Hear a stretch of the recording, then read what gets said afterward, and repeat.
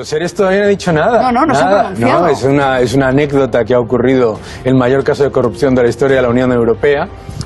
No ha dicho nada, creo que va a hablar sobre cambio climático, nos hizo ayer una explicación de cómo se llegó a hablar sobre el tema y poco más, así que... Pues no sé si se pronunciará sobre el dato de paro, pero déjame, Gonzalo, un segundito, porque noviembre no suele ser un buen mes para el empleo y lo acabamos de confirmar con los datos del paro. Ha aumentado en algo más de 25.500 personas, así que el número total de parados roza los 3.200.000, pero lo peor es que en ese mes se han destruido empleos, porque ha bajado la afiliación a la Seguridad Social en algo más de 53.000 personas, con lo que el número total de afiliados es de 19.378.000 personas. Es el peor dato en este mes desde 2013. Daniel, ¿cómo lo interpretas tú? Bueno, no solamente es un dato muy malo, sino que es muy malo en términos desestacionalizados, porque lo importante es ver los datos desestacionalizados, ¿no?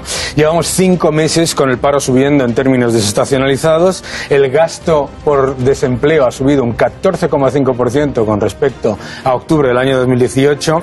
Se destruyen 53.000 puestos de trabajo en términos nominales, pero es que llevamos 10 de los últimos 11 meses cayendo la contratación indefinida. Hogar y agricultura ya están con peores datos de empleo que en el año 2018 y la destrucción del mercado de trabajo continúa, pero yo creo que hay un factor absolutamente esencial aquí: la brutal subida de impuestos al trabajo, escondida detrás del salario mínimo interprofesional, destruye empleo en hogar, en agricultura, en mujeres y en jóvenes. Es absolutamente espectacular. Pero es muy crítico con la subida del salario mínimo interprofesional. No con la subida del salario mínimo interprofesional, sino lo que se ha hecho ha sido la mayor subida de impuestos al trabajo, porque lo que se ha hecho es, escondido detrás de eso, subir la base mínima de cotización, que lo que ha hecho ha sido encarecer de manera dramática, hasta tal punto que para una enorme cantidad de empresarios supone que el coste de emplear ha aumentado entre un 7 y un 11% en muchos casos, y en algunos casos ha llevado por delante la creación de empleo, como hablábamos antes,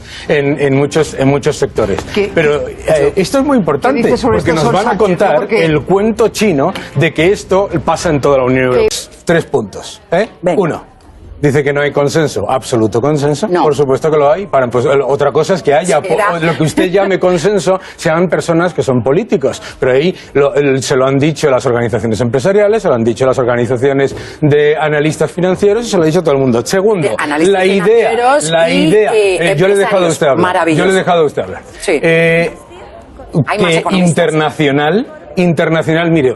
En Inglaterra, en medio del Brexit, el paro estaba a mínimos de 75 años. En Estados Unidos, el paro estaba a mínimos de 50 años. Pero en Alemania, el paro estaba a mínimos de 30 años. Aquí tenemos un problema de paro por encima del 14% de manera estructural. Un problema estructural, perdone, la única razón por la que en este país hay un problema estructural de paro es por los escollos enormes que hay en la creación de empleo. No es una casualidad. No es una casualidad. Claro, el modelo productivo. Y por eso, en países que están a una hora de viaje nuestro, hay 5 puntos menos de paro.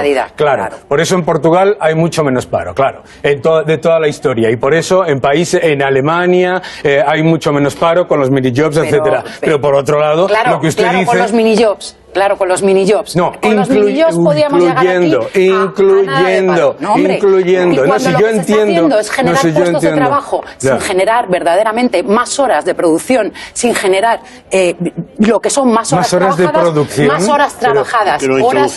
Las horas trabajadas han subido. Las horas trabajadas han subido. Y ese es uno de los problemas. Las horas trabajadas han subido. ¿De dónde se saca? ¿Usted conoce el concepto de la productividad? Sí. ¿De dónde ha salido usted que tenga que trabajar más horas para crear más empleo? No, más horas trabajadas. ¿Que de dónde ha sacado? Porque lo que se está haciendo es parcelar trabajos que ya existían. Pero vamos a ver, usted no entiende el concepto de la productividad, ¿no? O sea, usted hace más cosas con menos horas. Sí, no sé, eso no tiene absolutamente nada que ver con parcelar el trabajo que ya existe. ¿Eso es lo que está sucediendo? ¿Que ha aumentado acaso la productividad en España? La productividad en España en los últimos 2 años ha aumentado. Claro, no estamos hablando de lo mismo. Ignacio, ¿cómo que no estamos hablando de lo mismo? Usted está inventando cosas. Eso le añades que le aumentan los costes fijos a la economía, porque claro, de aquí estamos hablando como si todo esto fuese una decisión de los empresarios. Si tú le estás aumentando los costes fijos, para empezar el coste de la electricidad, más le estás aumentando los costes de contratación, la creación de empleo es mucho menor. España es el único país del mundo que ha tenido un desempleo de más del 20% en 3 ocasiones consecutivas. No consecutivas, en 3 ocasiones en los últimos 50 años. ¿Cuál es el problema de todo eso? El problema de todo eso no es una casualidad, es un problema de un sistema de contratación que penaliza de manera absolutamente desproporcionada a la creación de empleo. Y entonces, con eso no lo vamos a conseguir. Están intentando tener el desempleo de Alemania o de Estados Unidos con la rigidez laboral de Grecia. Pues me temo que no tienes nada más que ver los datos de paro de Grecia. Yo, Susana, si me permites un solo... De PricewaterhouseCoopers, que es francamente interesante porque es una encuesta. Esto es una encuesta que se ha hecho a los empresarios de la zona. Y no solamente refleja esa triste realidad de que la mayoría de los empresarios consideran que la salida...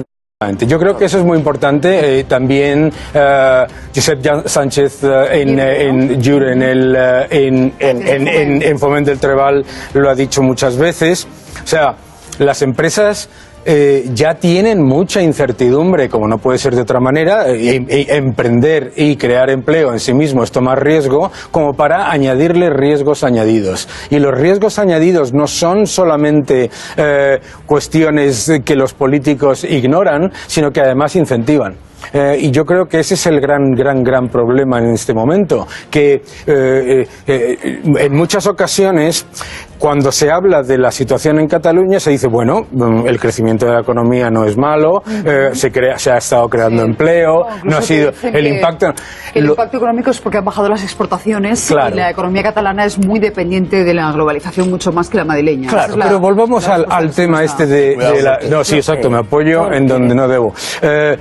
Es que es muy importante entender esto.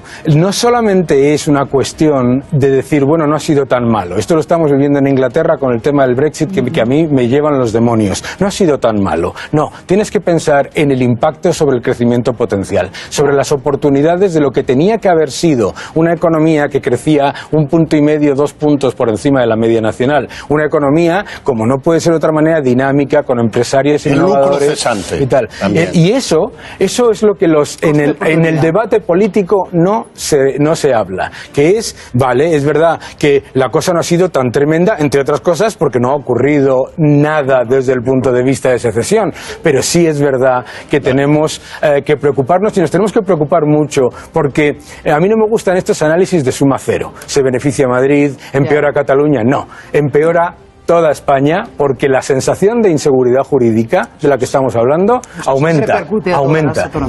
Y no podemos tener un arco parlamentario, que lo estamos viendo todos los días, un arco parlamentario que parta de que la inseguridad jurídica es algo con lo que tienen que vivir los empresarios, agentes económicos, familias y autónomos, todos los días.